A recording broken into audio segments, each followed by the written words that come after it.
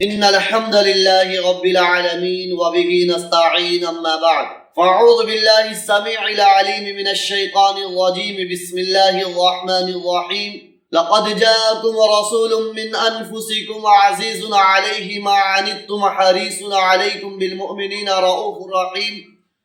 فإن تولوا فقل حسبي الله لا إله إلا هو عليه توکلت وهو رب العرش العظیم۔ صدق اللہ مولانا العظیم۔ اللہ تبارک و تعالی کی بارگاہ مقدسہ میں بندہ عاجز بھی دعا گو ہے اور آپ لوگ بھی دعا کریں اللہ پاک ہم سبوں کو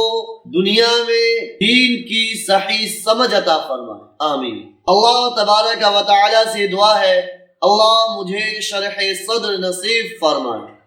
اللہ تبارک و تعالی اس حقیر و فقیر سے اس وقت جو کچھ کہلواوے ہم سبوں کو اس پر عمل کی توفیق عطا فرمائے۔ عزیزان گرامی قدر، آج کی اس اہم نشست میں حضور پاک صلی اللہ تعالی علیہ وسلم کی نبوت کی تاج پوشی پر چند منٹ گفتگو کرنی ہے۔ جیسا کہ آپ حضرات گزشتہ کئی نشستوں سے مسلسل حضور پاک صلی اللہ تعالی علیہ وسلم کے متعلق گفتگو کر رہا ہوں، اللہ پاک مجھے صحیح معنی میں گفتگو کرنے کی توفیق عطا فرما دے اور ہم سبوں کو حضور پاک سے محبت عطا فرما۔ حضور پاک صلی اللہ تعالی علیہ وسلم کی عمر مبارک جب 35 سال کی ہو جاتی ہے، جب آپ 35ویں سیڑھی پر قدم مبارک رکھتے ہیں،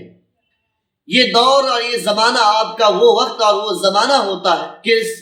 سارے شہر کے اندر، پورے مکہ کے اندر آپ کی امانت، آپ کی صداقت، آپ کی شرافت، آپ کی ذہانت، آپ کی فطانت، آپ کی دور اندیشی، معاملہ فہمی، آپ کا فہم و فراست کا ہر سو ڈنکا بج رہا ہو۔ ہر شخص کی زبان پر، خواہ وہ بچہ ہو، وہ جوان ہو، وہ بوڑھا ہو، وہ مرد ہو، وہ عورت ہو،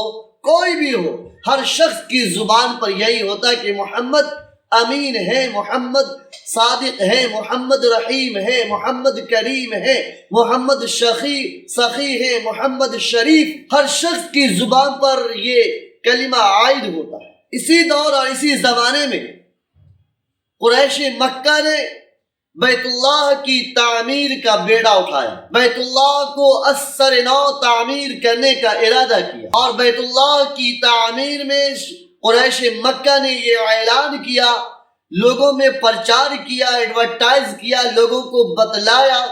کہ بیت اللہ کی تعمیر میں جو لوگ حصہ لیں گے اور جو مال دیں گے وہ پاکیزہ مال ہونا چاہیے، وہ حلال مال ہونا چاہیے، وہ پوتر مال ہونا چاہیے، وہ سود، وہ رشوت، وہ دلالی، وہ حرامی، وہ چوری، وہ ڈاکہ زنی کا مال اس بیت اللہ کی تعمیر میں ہرگز نہ دے، ہرگز نہ دے۔ عزیزان گرامی قدر و محبان اسلام، آج بیت اللہ کی تعمیر کے سلسلے میں بیت اللہ کی تاریخی بات بھی آپ کے سامنے شیئر کر دیتا ہوں۔ آج آپ کی عدالت میں، آج آپ کے مابین بیت اللہ کی تعمیر کی ایک تاریخ کے حوالے سے ایک بات بتلا دیتا ہوں جو بہت سے کم مسلمانوں کو اس کا علم ہوتا ہے، بہت سے کم مسلمانوں کو اس کا پتہ چل پاتا ہے، اور بہت سے کم مقرر ایسے ہوتے ہیں، بہت سے کم خطیب ایسے ہوتے ہیں جو اثر نو اس بات کو اسٹیج سے بتلاتے ہوں۔ میرے عزیزان گرامی قدر، آپ کو پتہ ہے کہ بیت اللہ کی تعمیر کتنی مرتبہ ہوئی ہے، بیت اللہ کی تعمیر کس نے کی ہے، بیت اللہ کی تعمیر کب ہوئی ہے؟ عزیزان گرامی قدر، بیت اللہ دنیا کا وہ پہلا گھر ہے، روئے زمین کا سب سے پہلا مقدس گھر ہے، جس کو اللہ تبارک و تعالی نے سب سے پہلے نمبر 1 پر فرشتوں نے اس گھر کی تعمیر کی ہے، نمبر 2 پر حضرت آدم علی نبینا علیہ السلام نے اس گھر کی تعمیر کی ہے، نمبر 3 پر حضرت شیس علیہ السلام نے اس گھر کی تعمیر کی ہے، نمبر 4 پر حضرت ابراہیم خلیل اللہ نے اس گھر کی تعمیر کی ہے، نمبر 5 پر عمالقہ نے اس گھر کی تعمیر کی ہے، نمبر 6 پر جرہم نے اس گھر کی تعمیر کی ہے، نمبر 7 پر قسی نے اس گھر کی تعمیر کی ہے، نمبر 8 پر قریش مکہ نے اس گھر کی تعمیر کی ہے، اور نمبر 9 پر عبداللہ بن زبیر نے اس گھر کی تعمیر کی ہے، اور نمبر 10 پر حجاج بن یوسف نے اس گھر کی تعمیر کی ہے، اور نمبر 11 پر اس لیے اس گھر کی تعمیر میں پاکیزہ اور پوتر مال لگے گا۔ میرے عزیزان گرامی قدر، اس گھر کی تعمیر کے سلسلے میں قریش مکہ نے اعلان تو کر دیا اور اس کو اثر نو تعمیر کرنا بھی شروع کیا۔ حجر اسود جو ایک پتھر ہے، جو ایک جنت سے لایا ہوا ایک پتھر ہے، جس کو مسلمان ادب و احترام کے ساتھ استلام کیا کرتے ہیں، اس پتھر کو اٹھا کر ایک جگہ رکھ دیا گیا، لیکن جب وہ پتھر کو نصب کرنے کی باری آتی ہے، بنیاد سے دیواریں اٹھائی گئی، اس مقام تک پہنچ گیا جہاں پر حجر اسود کو نصب کرنا تھا، اس مقام تک پہنچ گیا جہاں پر حجر اسود کو لگانا تھا، اس مقام تک دیواریں پہنچا دی گئی جہاں پر حجر اسود کو انتخاب کرنا تھا۔ عزیزان گرامی قدر، معزز اسلام کے ماننے والوں، ذرا کان کھول کر سنو، نبی رحمت کی ذہانت اور فطانت اور فراست کا اور دور اندیشی کا معاملہ سمجھو کہ تمام قریش مکہ میں جنگ و جدال کی نوبت آ گئی۔ ہر قبیلہ، ہر خاندان، ہر کنبہ اور ہر برادری کے لوگ یہ چاہتے تھے کہ یہ اعزاز تنہا مجھے حاصل ہو۔ ہر قبیلہ والے، ہر کنبہ والے یہ چاہتے تھے کہ یہ شرف ہمیں ملے۔ نوبت یہاں تک پہنچ گئی کہ تلواریں کھینچ گئی، نوبت یہاں تک پہنچ گئی کہ ایک دوسرے کو مارنے اور مرنے پر تول گئے، مٹنے پر تول گئے کہ یہ اعزاز، یہ شرف ہمیں حاصل ہو۔ انہی میں ایک بزرگ عمر رسیدہ، جن کی داڑھی سفید ہے، جن کے بال سفید ہے، انہوں نے تمام اہل مکہ سے، تمام قریش مکہ سے درخواست کی اور اپیل کی کہ اگر تم میری بات مانو، تم میری بات سنو تو ایک رائے پیش کرتا ہوں۔ تمام اہل مکہ نے کہا کہ آپ اپنی بات پیش کریں، آپ اپنی بات بتلائیں، آپ کا کیا مشورہ ہے؟ اس بزرگ نے، اس پیر نے، اس بوڑھے نے یہ مشورہ دیا کہ دیکھو، میری داڑھی سفید ہو چکی ہے، میرے بال سفید ہو چکے ہیں، میں جہاں دیدہ ہوں، میرے ساتھ بہت سارے تجربات ہیں، یہ داڑھی کے بال، یہ سر کے بال ایسے ہی نہیں سفید ہو گئے، یہ دھوپ میں سفید نہیں ہوئے ہیں، بلکہ زندگی میں نے گزاری ہے، دنیا کو دیکھا ہے، میں نے دیدار کیا ہے، تجربات کیے ہیں۔ میری بات سنو، کل صبح سویرے جو شخص کعبۃ اللہ میں، حرم شریف میں، بیت اللہ میں سب سے پہلے داخل ہوگا، وہ شخص ہم سب کا ثالث ہوگا، اس کا فیصلہ حتمی فیصلہ ہوگا، اس شخص کا فیصلہ کن بات ہوگی، اس کی بات ہم سب مانیں گے۔ اس بات کو، اس مشورے کو سب نے پسند کیا، اس مشورے کو سب نے سراہا،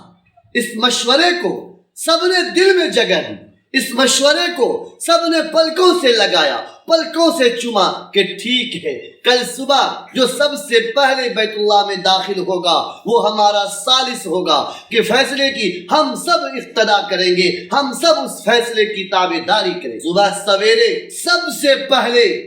بیت اللہ میں داخل ہونے والا شخص آمنہ کا در یتیم ہے، عبداللہ کا لخت جگر ہے، محبوب کبریا محمد الرسول اللہ صلی اللہ تعالی علیہ وسلم کی ذات گرامی ہے۔ جب سردار مکہ نے آپ کو بیت اللہ میں دیکھا، جب سردار مکہ نے، قریش مکہ نے آپ کو بیت اللہ میں دیکھا تو سب نے یک زباں ہو کر یک وقت میں اس بات کا تسلیم کیا، اس بات کو مان لیا کہ واقعتاً محمد ہی امین ہے، محمد ہی صادق ہے، محمد کے فیصلے پر ہم سب اتفاق کرتے ہیں، محمد کے فیصلے کو ہم سب مانیں گے۔ محمد الرسول اللہ صلی اللہ تعالی علیہ وسلم اگر چاہتے تو اپنے ہاتھوں سے اس حجر اسود کو اٹھا کر اس مقام پر نصب کر دیتے، اس دیوار پر لگا دیتے، اس جگہ پر رکھ دیتے جہاں پر نصب کرنا تھا، لیکن آقا مدنی صلی اللہ تعالی علیہ وسلم کی ذہانت دیکھیے، آقا مدنی صلی اللہ تعالی علیہ وسلم کی معاملہ فہمی دیکھیے، آقا مدنی صلی اللہ تعالی علیہ وسلم کی فراست دیکھیے، آقا مدنی صلی اللہ تعالی علیہ وسلم کی رحم دلی دیکھیے، کرم دلی دیکھیے، شان کریمی دیکھیے۔ میرے آقا صلی اللہ تعالی علیہ وسلم نے اپنی رحمت کی چادر بچھا کر حجر اسود کو اس پر رکھا، اپنے ہاتھوں سے اس پتھر کو اس چادر پر رکھا، اور اس کے بعد تمام برادری کے سرداروں سے، تمام کنبہ کے سرداروں سے، تمام قبیلہ کے سرداروں سے یہ کہا کہ تمام لوگ اس چادر کو پکڑ لیں، تمام لوگ اس چادر کے کنارے کو پکڑ لیں، تمام سردار والے، تمام قبیلہ کے سردار اس چادر کے کونے کو، گوشے کو، خطے کو، کنارے کو پکڑ لیں، اور اس کو اس مقام سے اٹھا کر اس مقام تک لے جانا ہے جہاں پر اس پتھر کو نصب کرنا ہے۔ تمام اہل اس مکہ کے سردار، تمام قبیلہ کے سردار چادر کو اٹھا کر حجر اسود اس میں رکھا ہے، لے جا کر اس مقام پر رکھ دیتے ہیں۔ محمد الرسول اللہ صلی اللہ تعالی علیہ وسلم آگے بڑھ کر نفس نفیس اس پتھر کو، حجر اسود کو اٹھا کر اس مقام پر نصب کر دیتے ہیں۔ عزیزان گرامی قدر، یہ محمد الرسول اللہ صلی اللہ تعالی علیہ وسلم کی ذہانت اور معاملہ فہمی اور دور اندیشی ہے کہ آپ کی بدولت ایک جنگ و جدال ختم ہو گیا، اور قبیلہ اور کنبہ کا تصادم ختم ہو گیا، قتل و غارت گری کی نوبت جو آ رہی تھی وہ ٹل گیا۔ محمد الرسول اللہ صلی اللہ تعالی علیہ وسلم نے ایسا فیصلہ کیا کہ تمام اہل مکہ نے اس کو سراہا، تمام اہل مکہ نے آپ کے فیصلے کو دل و جان سے مانا اور اقرار کیا۔ عزیزان گرامی قدر، آقا مدنی صلی اللہ تعالی علیہ وسلم کی عمر مبارک جیسے جیسے بڑھ رہی تھی، نبوت کے دن قریب آ رہے تھے، ایسے ہی آپ کو تنہائیوں سے رغبت ہونے لگی، اور آبادیوں سے، ہنگامیوں سے بے چینی اور اضطراب محسوس ہونے لگا۔ آپ نے محمد الرسول اللہ صلی اللہ تعالی علیہ وسلم نے شہر مکہ سے دور، مکہ کے قریب میں ایک پہاڑ واقع ہے، اس پہاڑ کے اندر ایک غار حرا ہے، ایک غار ہے، اس غار کا نام غار حرا ہے، اس میں آپ نے اپنا ٹھکانہ بنایا۔ آپ نے مکہ کی آبادیوں سے، مکہ کی ہنگامیوں سے، شہر کی آبادیوں سے، شہر کی ہنگامیوں سے آپ اپنے کو الگ تھلگ کر لیتے ہیں، اپنے کو دور کر لیتے ہیں، اور آپ نے جیسے اس قدم حرا کے اندر آپ نے اپنا قدم مبارک رکھا کہ آپ کی قدم مبارک کی بدولت ساری دنیا آج اس غار کو جان رہی ہے، ساری دنیا اس غار کو پڑھ رہی ہے، ساری دنیا اس غار کے بارے میں معلومات کرنا چاہتی ہے کہ غار حرا وہ کون سا غار ہے، غار حرا وہ کون سا غار ہے۔ یہ میرے آقا کے قدم کی برکت ہے، یہ میرے آقا سے نسبت کی برکت ہے، یہ میرے آقا نے اس غار میں قدم مبارک رکھا کہ ہر شخص چاہتا ہے کہ میں غار حرا کی زیارت کر لوں، ہر شخص چاہتا ہے کہ غار حرا کی دیدار کر لوں، غار حرا کا ایک بار منظر دیکھ۔ عزیزان گرامی قدر، محمد الرسول اللہ صلی اللہ تعالی علیہ وسلم نے جیسے ہی آپ نے حرا میں اپنا ٹھکانہ بنایا تو اضطراب اور بے چینی نے سکون کا دامن تھاما۔ حرا کی تنہائیوں نے آپ کے نظر و فکر کو جلا بخشا۔ یہاں ہادی برحق مستقبل کے عظیم پیغمبر کو یہاں سکون اور اطمینان مل گیا۔ آپ اس غار میں بیٹھ کر خدا کی خدائی پر اور خالق کائنات اور مالک کائنات میں آپ نے غور و فکر کیا۔ آپ کا قلب مبارک مالک حقیقی طرف متوجہ ہوا، اور وہ دن آیا کہ جب آپ کی نبوت کی تاج پوشی کی جانے والی۔ غار حرا یہ وہ غار ہے جس میں سب سے پہلے آپ کے دادا عبد المطلب نے اس غار کے اندر اعتکاف کیا تھا۔ آج پوتے نے اس غار میں اعتکاف کر کے، عبادت کر کے، ریاضت کر کے دادا کی اس غار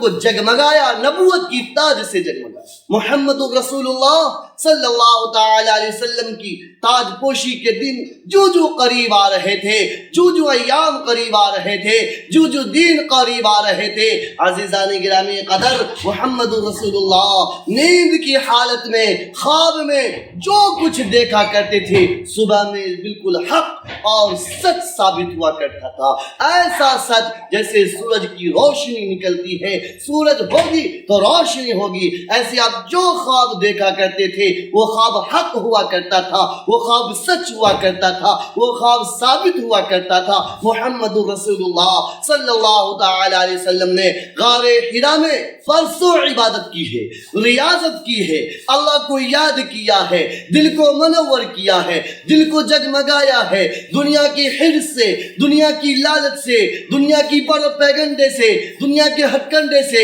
آپ نے اپنے کو الگ تھلگ کیا۔ ایک روز ایسا بھی آیا جس وقت آپ کی عمر مبارک 40 سال ایک دن ہوتا ہے، چاند کے حساب سے 40 سال ایک دن ہوتا ہے۔ غار حرا میں اللہ سے لو لگائے بیٹھے ہیں، اللہ کی خدائی پر آپ غور و فکر کر رہے ہیں کہ جبریل امین فرشتہ روح الملائکہ تشریف لاتے ہیں اور آ کر آپ کی خدمت عالیہ میں سلام شوق پیش کرنے کے بعد کہا اقرأ، پڑھیے اے محمد پڑھیے۔ آپ نے فرمایا ما انا بقاری، کہ میں پڑھنا نہیں جانتا، میں پڑھا لکھا نہیں ہوں، میں کیا پڑھ سکتا ہوں۔ اس فرشتے نے آپ کو پکڑا، آپ کو دبوچا، آپ کو بھینچا۔ اللہ کے نبی فرماتے ہیں کہ اس قدر دبایا، اس قدر بھینچا کہ میری پسلیاں ٹوٹنے لگی، مجھے مشقت، شدید مشقت محسوس ہوئی۔ اللہ کے نبی صلی اللہ تعالی علیہ وسلم فرماتے ہیں کہ پھر مجھے چھوڑ دیا، پھر کہا پڑھیے، پھر میں نے وہی جملہ ارشاد فرمایا کہ میں پڑھنا نہیں جانتا، پھر پکڑا، پھر دبایا، پھر مجھے تکلیف محسوس ہوئی، پھر چھوڑا، پھر کہا پڑھیے، پھر میں نے کہا کہ میں پڑھنا نہیں جانتا، پھر اس نے پکڑا، پھر دبایا، پھر بھینچا، پھر مجھے تکلیف محسوس ہوئی، تیسری مرتبہ میں نے کہا ماذا اقرا، کیا پڑھوں؟ جبریل امین نے کہا پڑھیے اقرأ بسم ربک الذی خلق خلق الانسان من علق اقرأ وربک الاکرم۔ یہ 5 آیتیں جو سب سے پہلے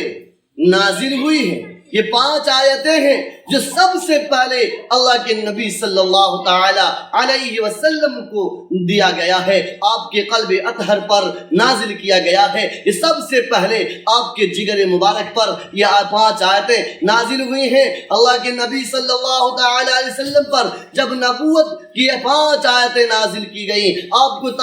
نبوت کی تاج پوشی کر دی گئی، تو آپ کے اندر فطری طور پر گھبراہٹ آ جاتی ہے اور ایک انسان گھبرا ہی جاتا ہے۔ اتنی بڑی ذمہ داری مل گئی ہے، اتنی بڑی ذمہ داری مل گئی ہے، کہاں ایک طرف اندھیرا ہی اندھیرا ہے، کہاں ایک طرف تاریکی ہی تاریکی ہے، کہاں ایک طرف لات و عزا کے ماننے والے ہیں، لات و عزا کے پرستش کرنے والے ہیں، تمام لوگ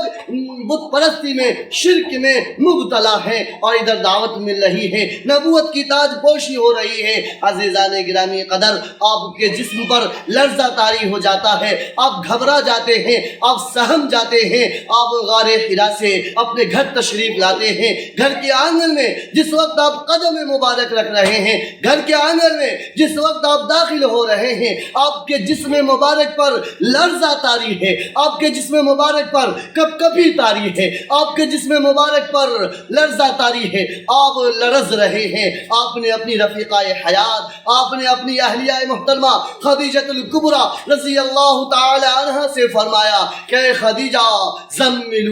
زملونی، مجھے کمبل اڑا دو، مجھے کمبل اڑا دو۔ حضرت خدیجہ نے کمبل اڑا دیا۔ جب آپ کی طبیعت کچھ سنبھلی ہے، آپ کی طبیعت کچھ درست ہوئی ہے، تو آپ نے اپنا سارا واقعہ حضرت خدیجہ الکبریٰ رضی اللہ تعالی عنہ سے آپ نے سارا واقعہ سنایا۔ آپ نے کہا کہ خدیجہ میں محسوس کر رہا ہوں کہ میری جان نکل جائے گی۔ اللہ کے نبی صلی اللہ تعالی علیہ وسلم کو آپ کی رفیقہ حیات، دکھ سکھ کے ساتھی، جیون ساتھی، غم گسار بیوی کہتی ہیں کہ آپ پریشان نہ ہو، خدا تعالیٰ آپ کو ہرگز نقصان نہیں پہنچنے دے گا۔ خدا تعالیٰ آپ کے مہربان ہیں، چونکہ آپ رحیم ہیں، آپ کریم ہیں، آپ غریبوں کے ماوا ہیں، بے کسوں کے سہارا ہیں اور مظلوموں کے ساتھی ہیں۔ اس لیے محمد رسول اللہ آپ بالکل پریشان نہ ہو، آپ کے ساتھ آپ کا خدا ہے، آپ کے ساتھ آپ کے خدا کا غیبی مدد ہے، آپ پریشان نہ ہو۔ حضرت خدیجہ الکبریٰ تسلی دیتی ہیں، تشفی دیتی ہیں۔ اس کے بعد آپ کو ورقہ بن نوفل کے پاس لے جایا جاتا ہے۔ انہوں نے اس بات کی تائید کر دی، توثیق کر دی کہ محمد رسول اللہ نبی آخر الزماں صلی اللہ تعالی علیہ وسلم ہے۔ میرے عزیزان گرامی قدر، بات بڑی تفصیل ہے، اس میں واقعہ بہت لمبا ہے، اس لیے مختصر کر کے یہ بتلانا چاہوں گا، عرض یہ کرنا چاہوں گا کہ محمد رسول اللہ صلی اللہ تعالی علیہ وسلم کو پہلی وحی کے بعد دوسری مرتبہ جو وحی نازل ہوئی ہے، اس میں پہلی وحی اور دوسری وحی کے درمیان 3 سال کا عرصہ ہے۔